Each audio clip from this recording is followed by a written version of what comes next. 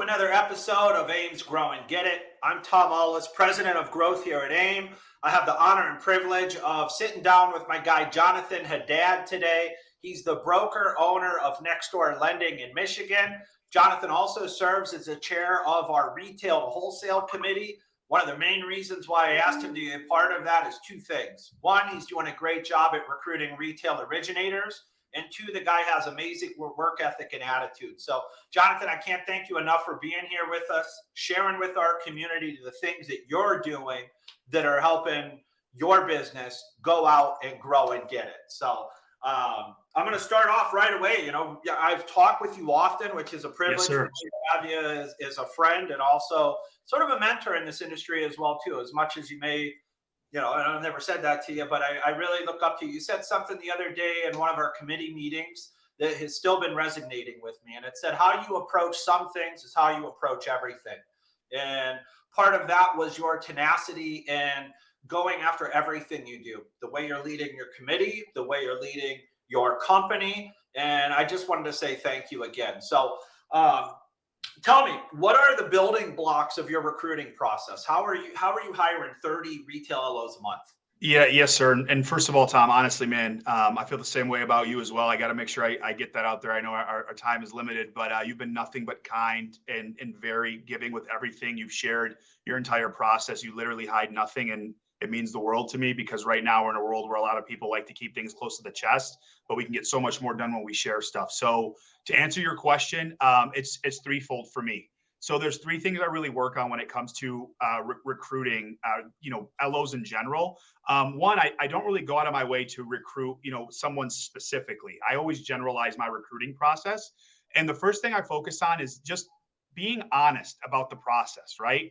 Being honest about what it's like to be a broker, being honest about what you have to deal with and the difficulties, because if we're going to bring people on, we want the right people on board.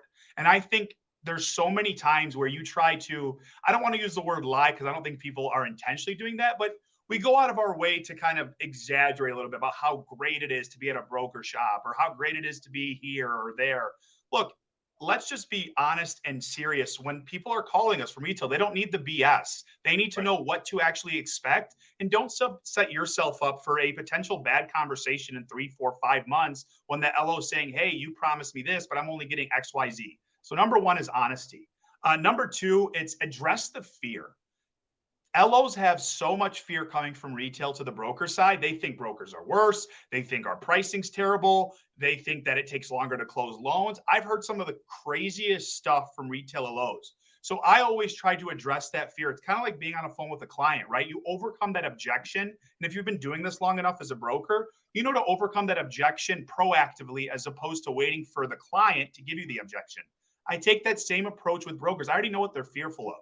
They're fearful of security. Oh, what if it doesn't work out? Well, look, at the end of the day, you have to always be fearful of that no matter where you go. Nobody's ever guaranteed that.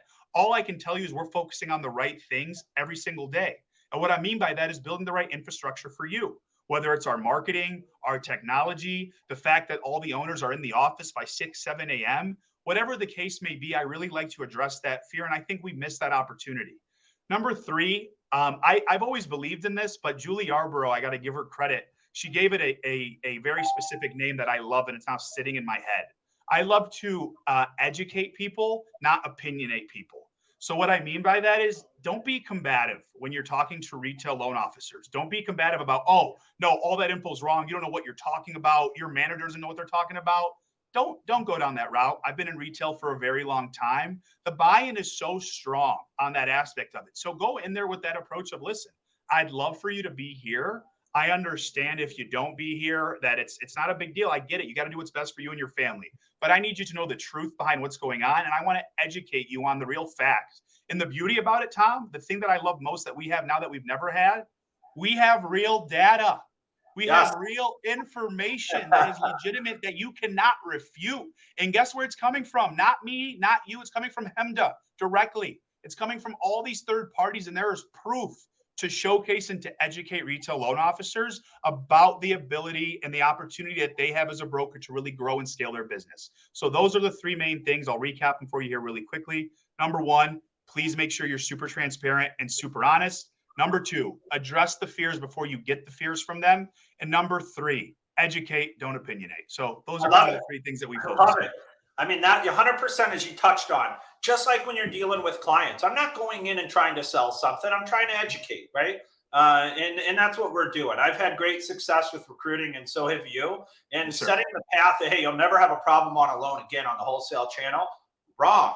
It's not. Loans are loans. They all are a different DNA. The Yes. fact is, what we do have, I can call. I can pick up my phone and call my underwriter. I can call the underwriter too if there's an issue. If I still have issues and I feel I'm right, we even have a team behind us with AIME on the escalation process that will give you the extra at bat to make sure that you know, hey, I really feel confident about this. And I can't tell you how much I know my team here has really been finding the finding the validity with having Yes. that membership to be able to have that extra support that AIME offers. So, amazing. No question why you have the success that you're doing right now. So tell me, when you're approaching, are most of the people that you're hiring, are you hiring just one LO at a time? Are you hiring teams? What has been, knowing the people you have coming on board, what have most of them been single or a team? Yeah, so we do onboarding classes, and believe it or not, it's kind of wild. We have not like gone on a recruiting hunt where we're like looking for somebody specifically. All our recruiting is very general. So our advertisements that we send out are very simple. We're not targeting people. We don't have a recruiting team that's calling, Tom, hey, you should join Next Door Lending. We don't do that. It's more generalizations and getting people excited to work within our organization because they love the culture and they want to be here. So we have been hiring from an onboarding perspective. It can be 10 people at a time, depending on the given month. We do have a structure now more so than ever. And it's not, I'm not going to use the word it's different talking from one person or you're talking to 10 or 15, 20 people. I want to share something that I learned a long time ago, and it's really always stuck with me about even talking to anybody, whether it's a group or one person. When I first started coming up in leadership, I remember I wanted to set these meetings, and I arrogantly, I'm going to use the word arrogantly because that's what it is. I was like, oh, people are going to love to hear John Haddad. I can't wait. Sure enough, I show up to that first meeting. Guess how many people were there? Honest to God. There was literally 3 people. I thought I was going to have 50. And I remember being so upset that only 3 people showed up to this meeting.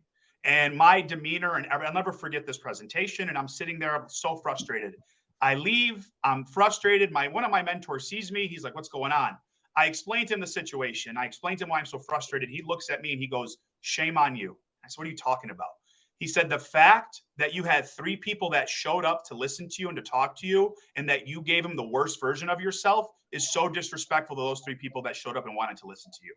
And so the reason I share that with you guys and with everybody here, it's because no matter how many people are interested, let's just say you want to hire 30 people, 40 people, you really want to grow, but you're not finding the success, and only 1 person shows up or 2 people want to listen to you. You owe that 1, 2, 10, 20, 30 people the best version of yourself. So have a plan together, have a script together, work on a pitch deck for your recruiting. So when you get these people in front of you, you're providing the same value, whether it's 1 person or 50 people at a time. I want to make sure I share that with everybody because it's something that's been near and dear to my heart. That's good. I mean, Jonathan, I said it at the beginning. I'm going to say it again. I think if there was a rising star award in our industry right now, it's going to you. And I want to just point something out too. Jonathan's going to be out in Vegas at Fuse. We're having one of our committee meetings there. Take the time to come up and say hello to this gentleman. He works hard. He's got positive energy. He's just a good person. And I can't tell you how thankful we are to have you in the broker channel. And thank you for coming today. And just peeling back the curtains a little bit. I think sometimes just hearing the simplicity of the 3 things that you covered are key to every part of our business, whether it's dealing with clients, whether it's dealing with recruits, transparency, honesty. Everything that you touched on is key to not only starting a good business, but keeping one that's going to continue to thrive. So thank you again. Thank you all for joining me on another episode of AIME's Grow and Get It. We're here every week, Monday at noon. You can check us out on our Brokers Are Better website. If you'd like to check out some past episodes, you can go to AIME's YouTube page at AIME National. And with that, I can't wait to see you all in Fuse. We're about a month away right now. Going to be one of the best events that this industry has seen. I can tell you from behind the scenes that the AIME team has been working just ridiculously to make sure that the value that's being provided is there for you. So We look forward to seeing everybody here soon. Jonathan, thanks again, my friend. Keep crushing it, and we appreciate you. Thank you, Tom. You as well.